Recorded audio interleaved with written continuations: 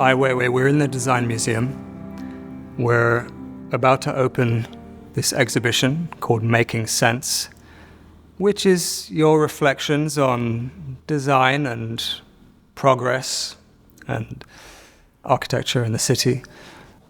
We asked you to think about design, and you responded with this. How do you think about it now? I think it's a very unique show in terms the whole topic of design in a much larger, much broader, and a much deep sense about what is design, how human make definitions about our life, our memories, and how our design act relate to our past, our history, and also relate to current personal issues or political issues. We tend to think of design as a particular process that emerged after the Industrial Revolution, which is often to do with setting things out for other people to make. For you, design's something bigger than that, isn't it? It's really about any form of material culture, anything that involves making. As an artist or even as a thinker, we are product of the time.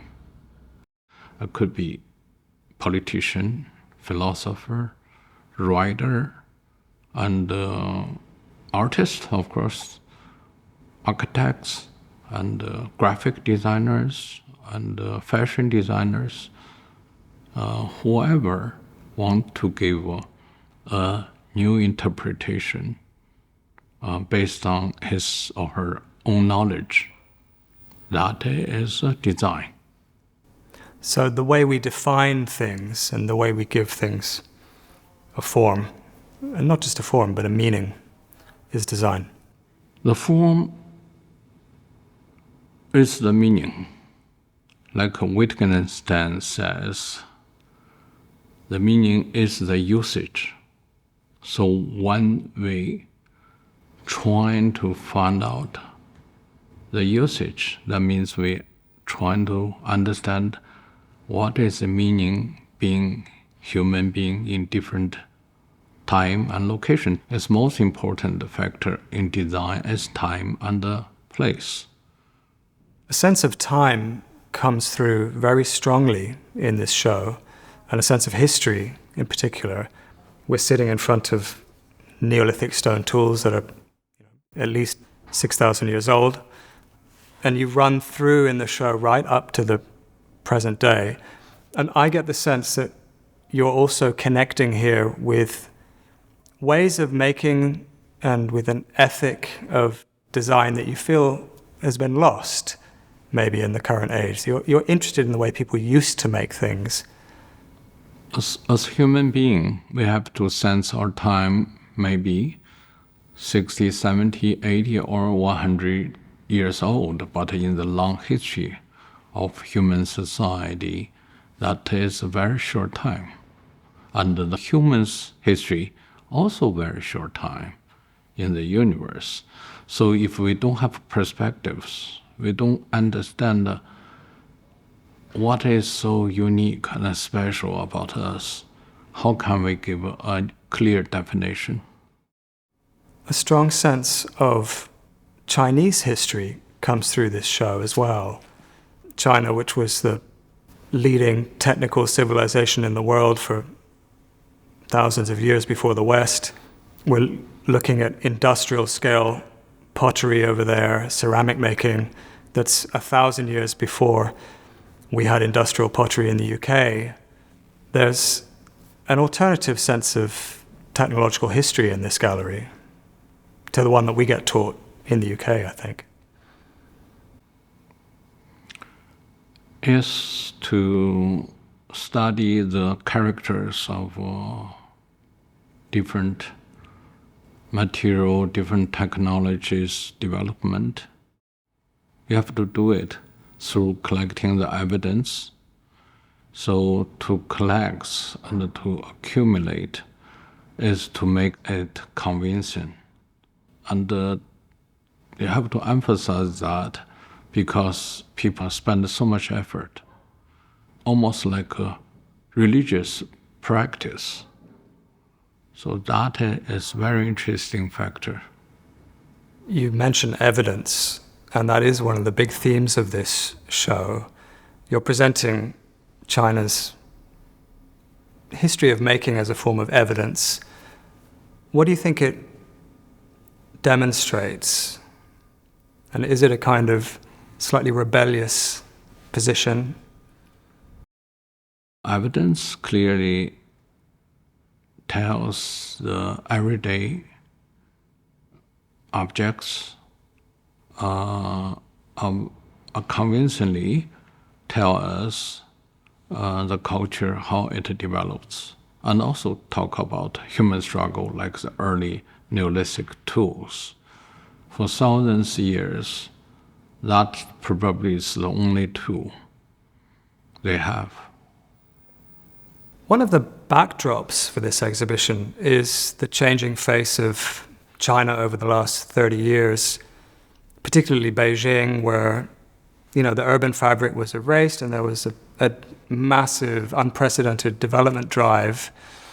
And you've documented that in this exhibition as well. And that's the context, in a way, for this loss of history. So there's a tension with the change of the urban landscape and the historical artifacts that you're showing. In the human development, we focus on how to construct new things. But sometimes by construct new things, we destroy the old. And we make sure they give the space to the new. But if you look at what China did, is they trying to destroy all the memories, more than just old buildings. So there are several works directly relate to deconstruction, like turn down all the big part of the city, the temporary landscape, and also through, which is temple's structure. And also when you walk into here, these colored houses, it's all built with highly crafted workmanship. Maybe nowhere else still can do that kind of work.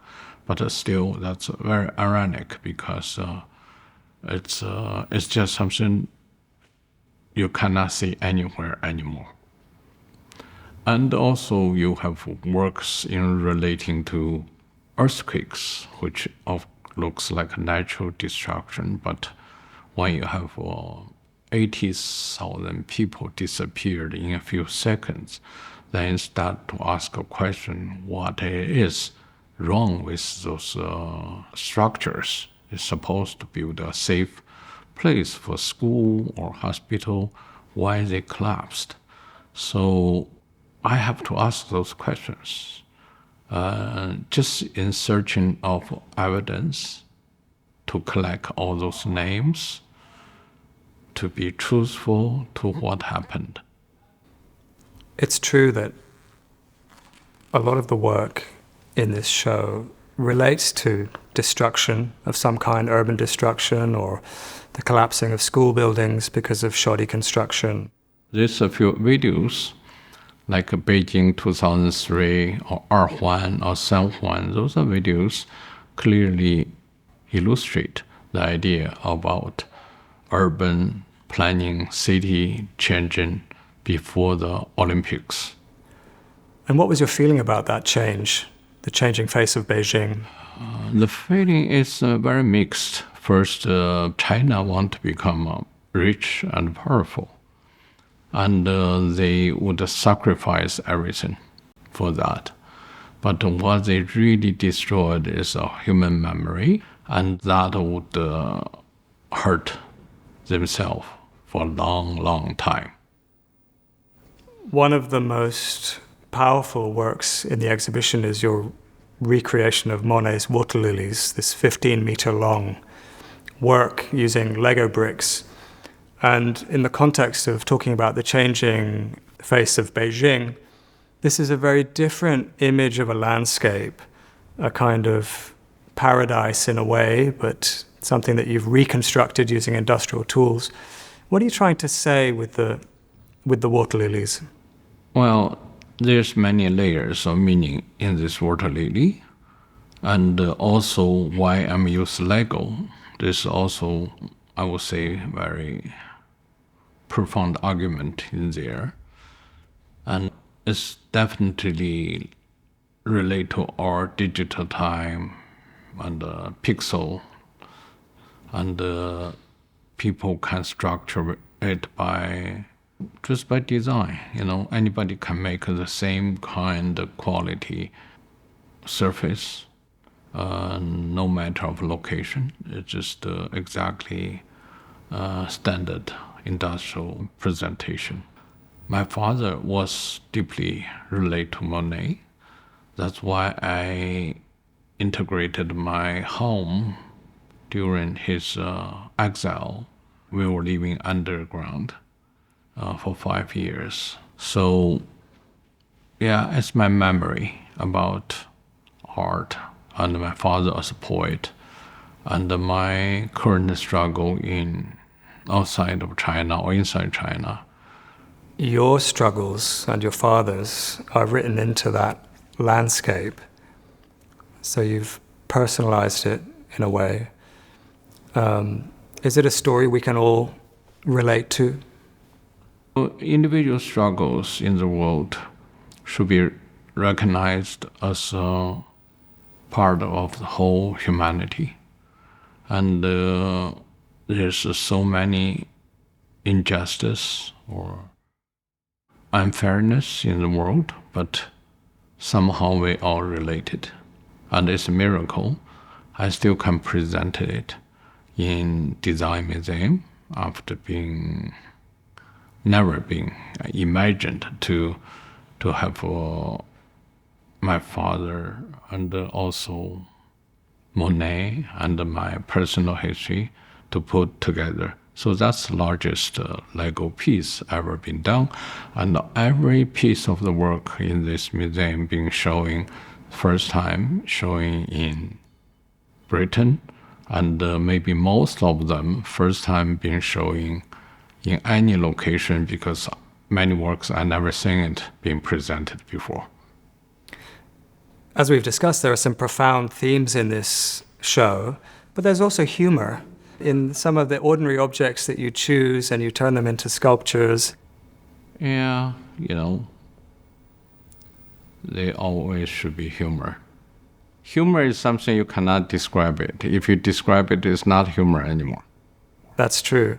Ai Weiwei, thank you very much for talking to us. It's been an absolute pleasure to work with you on this show over the last year and a half. Wow. Thank you.